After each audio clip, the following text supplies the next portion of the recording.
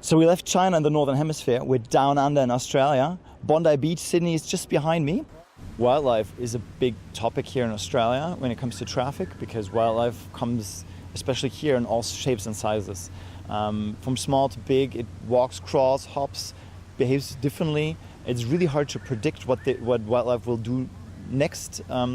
And so when it enters traffic, it can be really dangerous, not only for the wildlife itself, obviously, but also for all the other participants of traffic.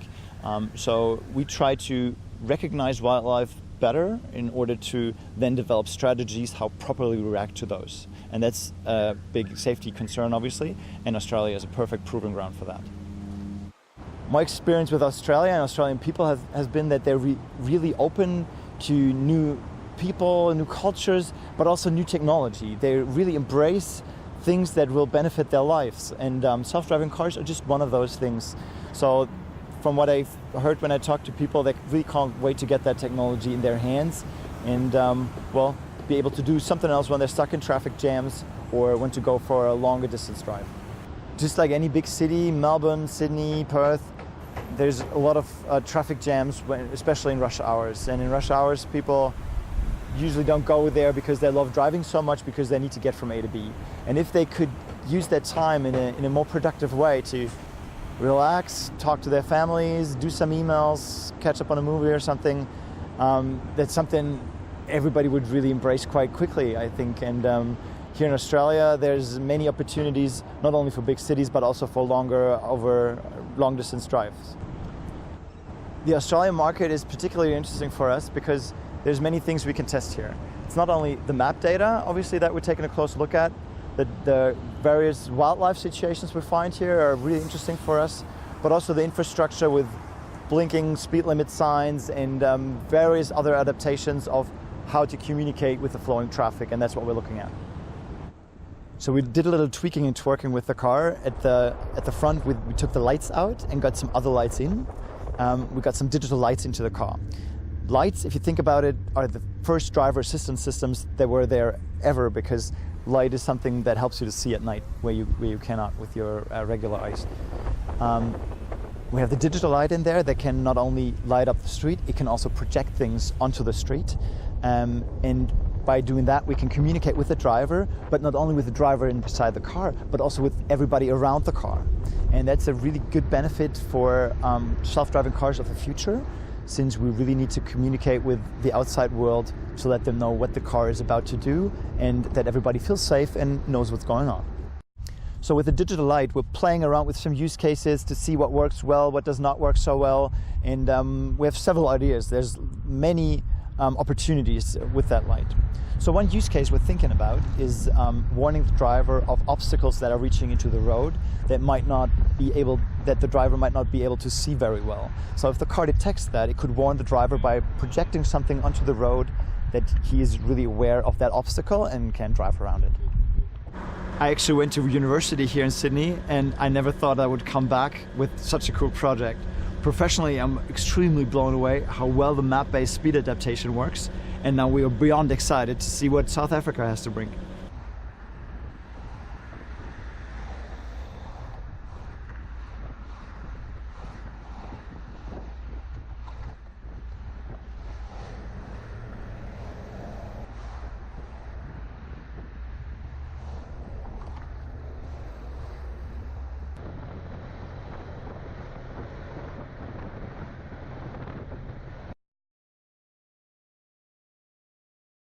In Australia, we have very clear signage. We have typically good markings, especially in intersections.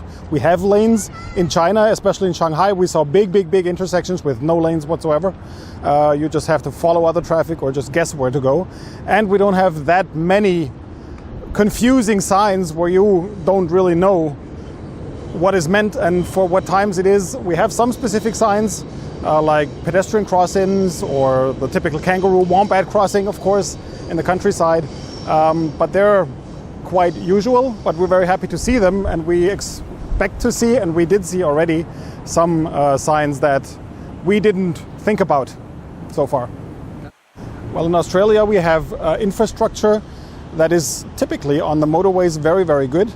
We have a very modern infrastructure in Sydney and Melbourne with variable speed signs that cause us some trouble, because when they blink, which they typically do when they don't show the normal speed, they don't just blink, which would be okay, but they vary the width of the red circle. And that is very difficult for our camera to see. So we have to teach that camera, and we've seen that in the past testing that we've done here, and we see it in this car as well. So that's one small topic, but it's very important, because this car will eventually adapt the speed to what is necessary, and if we can't read it correctly, of course, it might be dangerous or even expensive. We have very different road situations. We have long travels on long highways. For example, the M1 from Sydney to Melbourne is a 8-9 hour drive, most of it straight away on the highway. And of course, then you have very dense traffic in the cities, in Melbourne, in Sydney, that we encounter with a lot of pedestrians, mixed traffic that we saw in China as well, but we see that here as well. And of course, a very obvious thing, this is our first country in the Intelligent World Drive that we are driving on the other side of the road. But with a left-hand driven car, as a test car from Germany, on the left side of the road, that's a challenge for us as well. Speed signs, we're doing very well with speed reductions. We're doing very well with no passing zones. But there's still a way to go, especially with the variable speed signs.